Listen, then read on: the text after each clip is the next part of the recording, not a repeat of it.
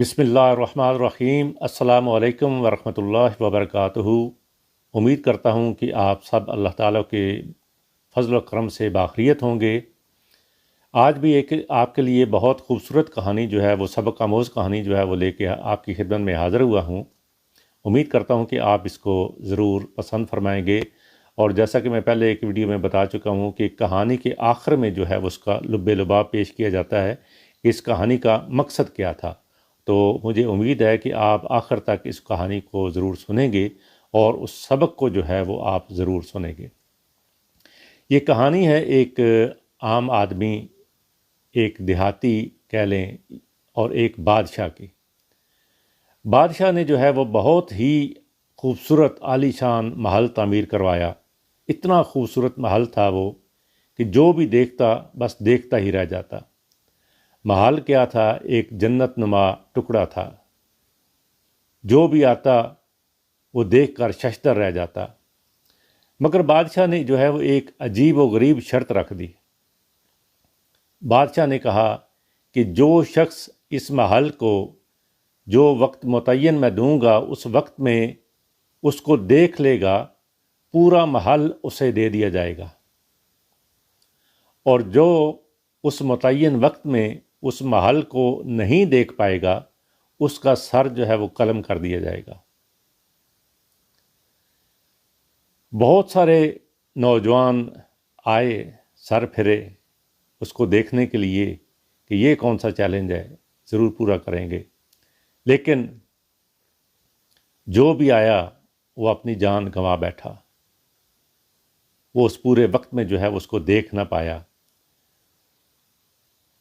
کوئی اس کے خوبصورتی میں گم ہو جاتا، کوئی اس کی کسی چیز میں گم ہو جاتا، کوئی اس کی کسی چیز میں گم ہو جاتا، تو وقت ختم ہو جاتا اور اس نوجوان کا سر قلم کر دیا جاتا۔ یہ بات جو ہے وہ پھیلتے پھیلتے بہت دور تک پھیل گئی، اور ایک نوجوان جو عام سا آدمی تھا اس کے کانوں تک یہ بات پہنچی۔ جب اس نوجوان نے یہ پوری بات سنی تو اس نے بادشاہ کا یہ چیلنج جو ہے وہ قبول کر لیا۔ اس نے کہا کہ میں یہ چیلنج کروں گا۔ جب وہ عام سا آدمی، سادہ سا آدمی جو ہے وہ بادشاہ کے محل پہنچا اور اس نے کہا کہ میں یہ چیلنج قبول کرنے کے لیے تیار ہوں، تو بادشاہ کے جو وزیر تھے، مشیر تھے، انہوں نے اس کو بہت سمجھایا کہ پہلے بہت سے نوجوان جو ہے وہ اپنی جان گنوا بیٹھے ہیں اور تم بھی اپنی جان گنوا بیٹھو گے۔ لیکن وہ سادہ آدمی اپنی دھن کا جو ہے وہ پکا نکلا اور اس نے کہا نہیں، میں یہ چیلنج قبول کرتا ہوں۔ بادشاہ نے اسے جو وقت مقرر کیا ہوا تھا وہ اسے وقت بتا دیا اور کہا کہ اس کو سیر کروائیں، محل کی سیر کروائیں۔ نوجوان کو محل بے شک تو جو ٹائم میں نے دیا تھا اس وقت کے اندر اندر تم نے اس محل کو دیکھ لیا ہے، یہ محل اب تمہارا ہے، اس میں کوئی شک نہیں ہے۔ جو میری شرط تھی اس پہ میں قائم ہوں، اور یہ محل اب جو ہے وہ تمہارا ہے۔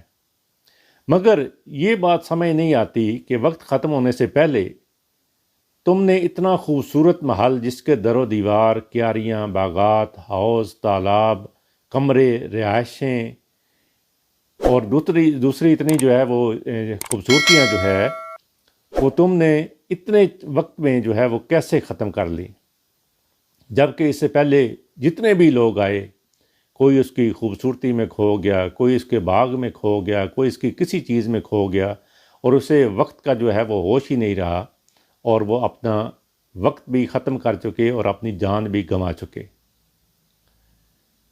تو اس نوجوان نے بہت خوبصورت جواب دیا۔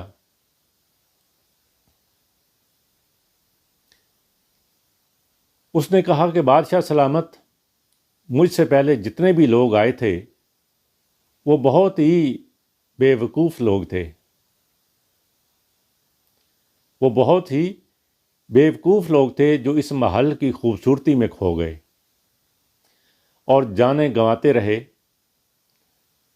بادشاہ سلامت محل کے صدر دروازے سے اندر داخل ہوتے ہی میں نے اپنی آنکھیں نیم وا کر لی تھیں، یعنی پوری نہیں کھلی رکھی تھی، تھوڑی سی کھلی رکھی تھی۔